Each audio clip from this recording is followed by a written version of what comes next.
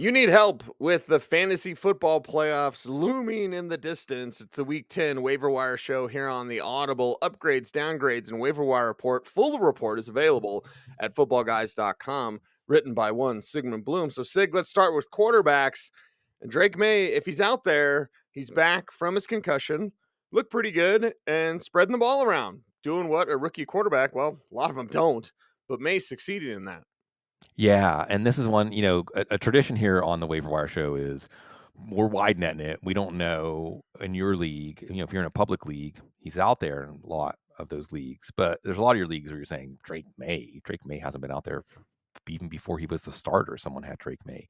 But maybe you trade for Drake Maye. Why do you trade for Drake Maye? What's beautiful about this is he almost had 100 yards rushing yesterday, basically as a scrambler, not as a runner by design. And then you do see Kendrick Bourne's getting healthier. We're going to talk about some of his other targets on this show. They're letting him play, Cease.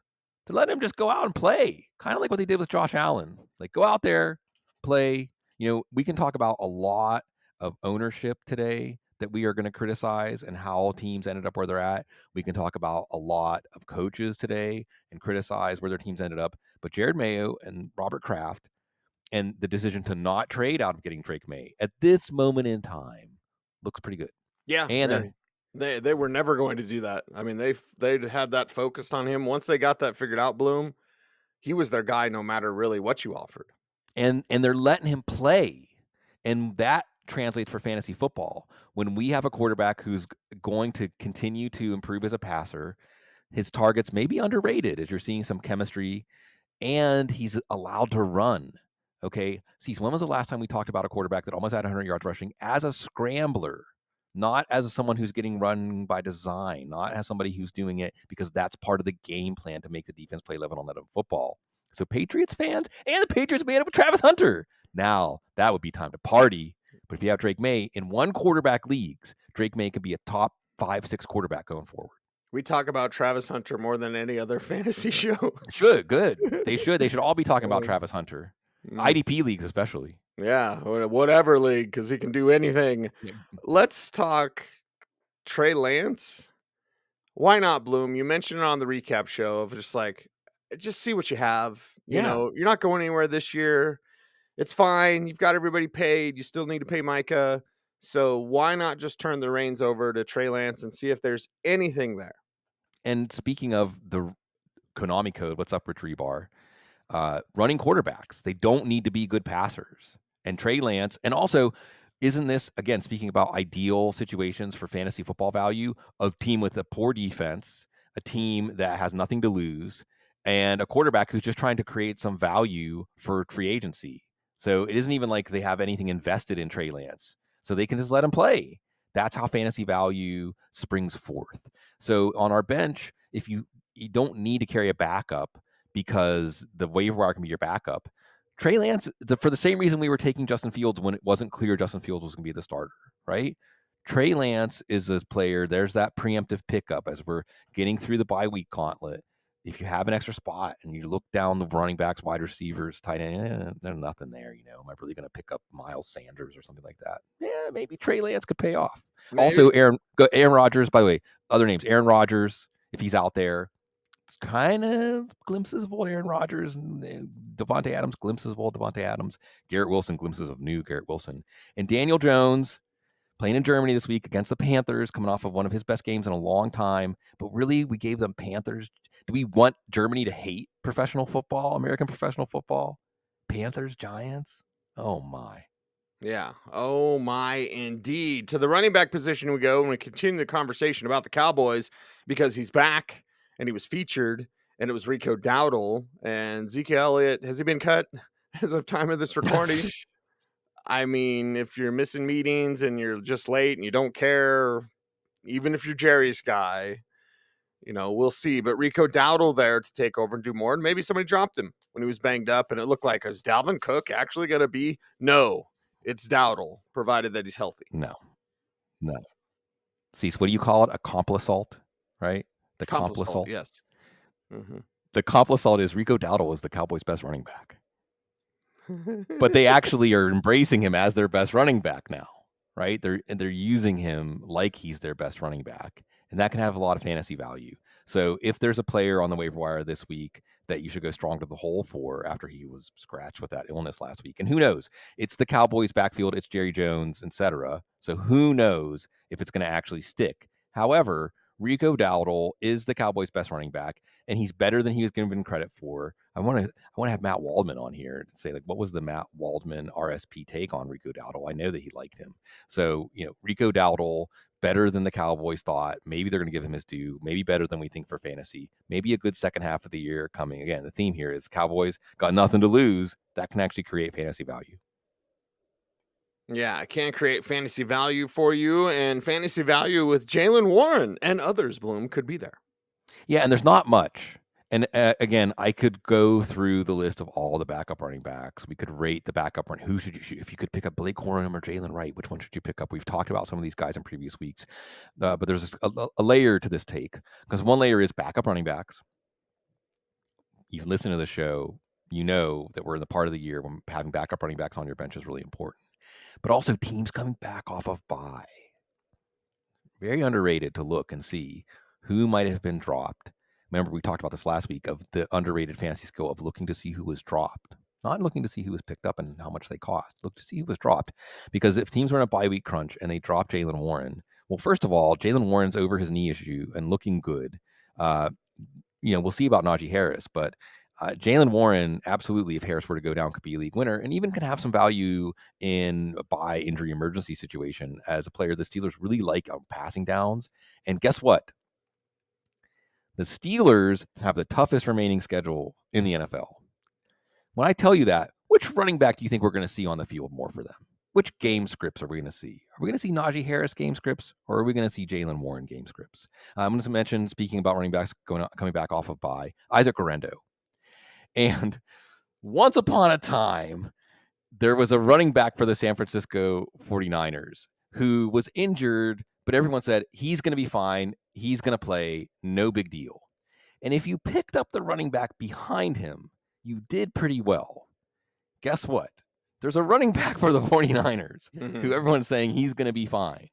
The running back behind that running back is no longer Jordan Mason. And boy, a lot of Jordan Mason teams did really well. Maybe it's going to be Isaac Guerendo teams in the second half of the season. Yeah, windows, Bloom. Got to wait for those windows. And speaking of windows, a guy that can create windows, can create space, because he's 7'11", he's always open, is Demario Douglas. We talked about Drake Maye sprinting around.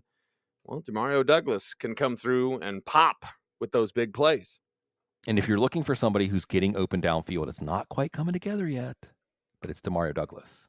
It's the big plays are coming in the passing game. They're going to be to Demario Douglas, not Tyquan Thornton, Demario Douglas. So I think that we may be underestimating just the Patriots offense. Going into the season, if you would have said, who's going to have the worst offense in the league? I would say Patriots. Come on, that's easy. Now, not easy. Maybe it's easy to want to pick up Patriots because of the value they can have going forward. Yeah, because the value that's there and could be even more going forward as Maye figures things out, continues to figure things out. We've figured out Quentin Johnston can play. It's why you always give wide receivers time, right? And it's Jim Harbaugh uncorking him, unlocking that first round potential that was there. So again, if Quentin Johnston was dropped, it's time to pick him and some of these other wide receivers up.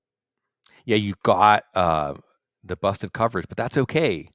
Why are there busted coverages against the Chargers? Because you have to overplay the run.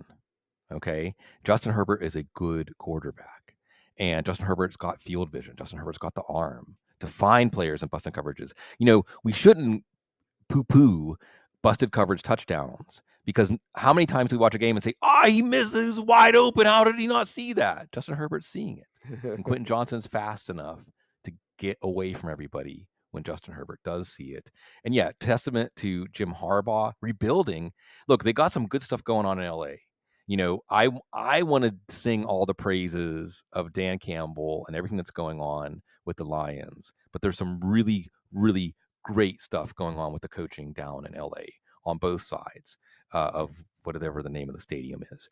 And I think that Quentin Johnston, and being open. Your clue was when they were talking about Quentin Johnston in preseason and training camp, they actually sounded like they grasped who he was as a player and what he could do and not do at this point in his career. And they were going to have him do the things that they knew he could do well and build from there. Wow, what a concept. Other players look at Noah Brown, not just catching Hail Marys now, maybe the number 2 target for Jaden Daniels. Why did the Texans could use him right now? Maybe. You think maybe TJ Stroud's outlook would be a little different? That was a strange move. It was only like $3 million. Xavier Leggette catching a touchdown, getting a little banged up, having a ball wrestled away from him, all in the life of an NFL rookie.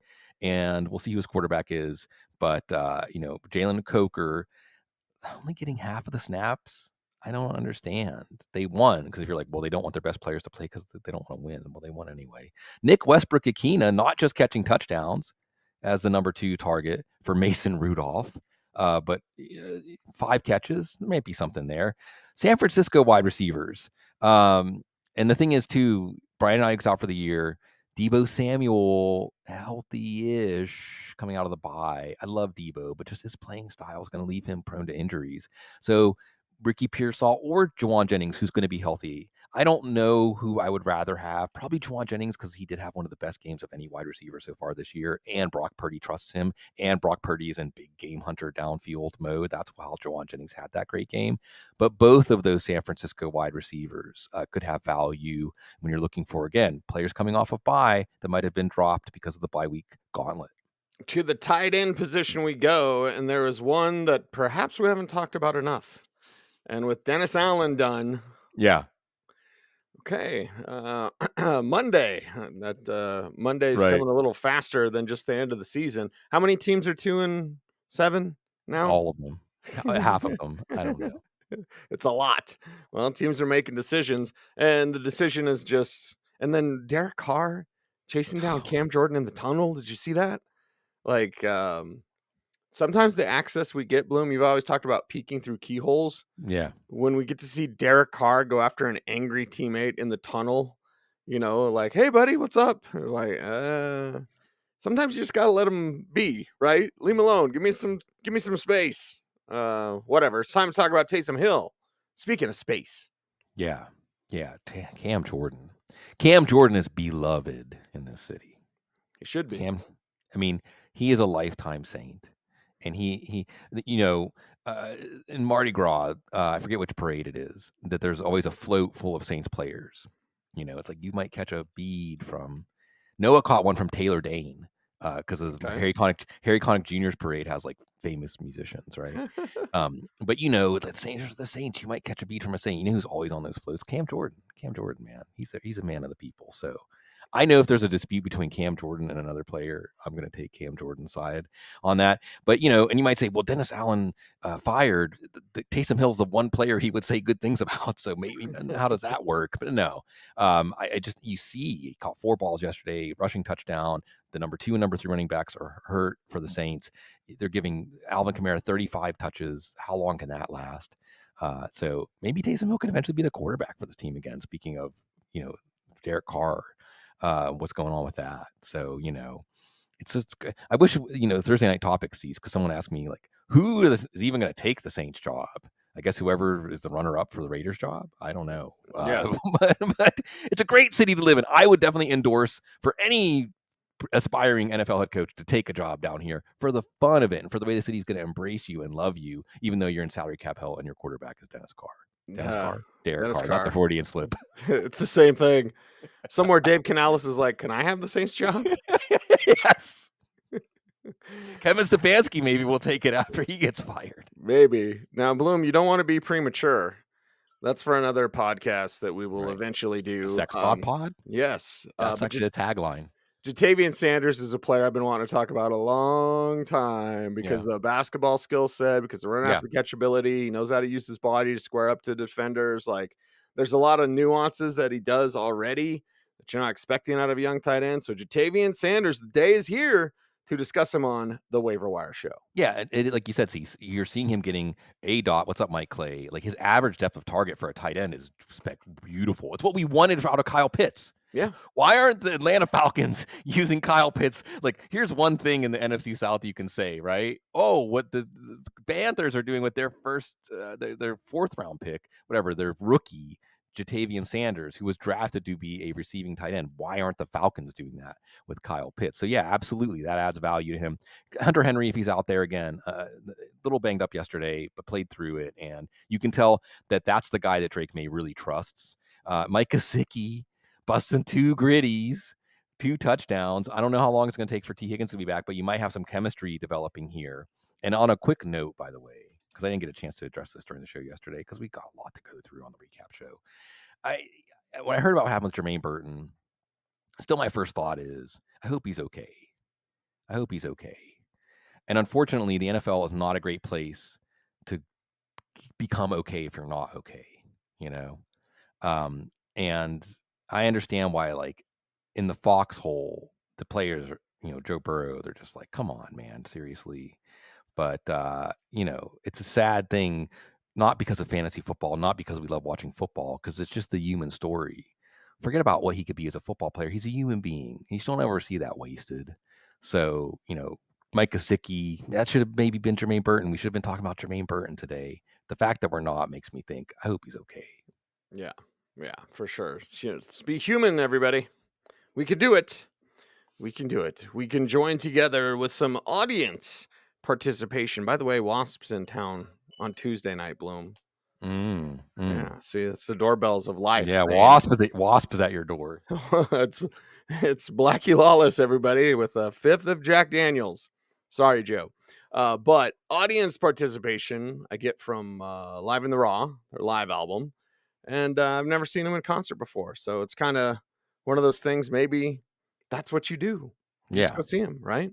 And maybe while I'm seeing Wasp in concert, I can start to say some Public Enemy stuff, which would be very odd, but only on this show, because I might be thinking about my fantasy team. Wherever you're at, whatever you're doing, you're right there with us as well. So it is time for you to join in and participate when we say, cue the Chuck D. Bloom, week 10 shut 'em downs. Yeah, it's not a long list this week, if you don't need Jameis Winston, we can now see the floor if he's your backup. Elijah Moore, on that note, I think we just have like some coming back to earth kind of stuff, like Alec Pierce, some Colts. But really, I think that we're dialed. I mean, of course, I could talk about Gardner Minshew and stuff like that. Derek Carr. We'll see about Dak Prescott if he's put on IR. But really, it's strange, Cecil, as we're doing the Waiver Wire show. There's not a lot of churn right now, but there might be a player or two to hold on to. Yeah, that's why we get to the next segment where it's the yin to the yang. It's the opposite. And it is time for you to just say, not yet. I'm going to hold on. Who are those players here in week 10? I'll probably hold on to Caleb Williams. New England this week. I hope he's okay. I mean, he could end up being a shut him down depending on he limped off the field. Why was he still out there? How many times are we gonna have to see this? Teams leaving important players out there. Travis Etienne is probably a hold on, but not for the reason you think, because he might get traded. Maybe. I mean, I don't know if he's a hold on if he's a Jag. And speaking of hold on, Cecil, I want to say, today we lost one of the true greats of the 20th century who touched us all through the music. That, the greatest producer, who was the greatest record producer of all time, it was Quincy Jones. And he's joined the Ancestors. And when I was about 14 or 15, he did this album called Back on the Block. And there's a couple of beautiful songs, one from Take 6, which is like, oh God, it's called the Brazilian Wedding Song, September. But there's another one with Tevin Campbell called Tomorrow. And as soon as I saw this morning that he had passed, immediately the song came into my head. And I thought, how perfect is this? And I just want to read one of the parts of the lyrics of that song. If tomorrow is a light in a place where there's none, then know that now is the time to have faith in us all. We're all in this world and we all can belong. We got to get up, get out, get over it, get it on to be strong. I like it. There you go. It's a good way to wrap up the show today. We're here for you as always. Make sure to check out our YouTube channels, plural, here at Football Guys. And if you want to support the show, then go to footballguys.com and get that subscription. You want to see Bloom's full upgrades, downgrades, and waiver wire report, that's available at footballguys.com. He's Sigmund Bloom. He's got to get the door. I'm Cecil Lammey saying, follow us on X, stay tuned, and stay frosty.